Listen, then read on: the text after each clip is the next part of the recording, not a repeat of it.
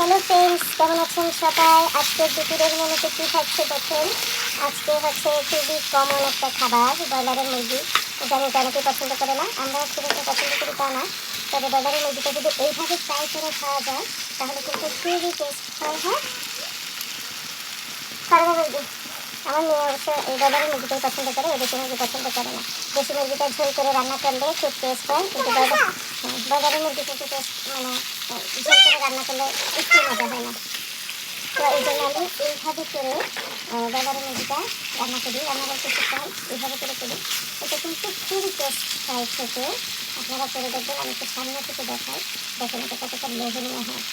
এটা আমি একটু সামনে থেকে দেখালাম। এটা খুবই টেস্ট হয়। এখানে আমি টমেটো সস, তারপরে এই সসটা, তারপরে হচ্ছে সয়া সস, এগুলো ইউজ করছি। তেমন কিছু ইউজ করিনি, সামান্য পরিমাণ চিনি অ্যাড করেছি।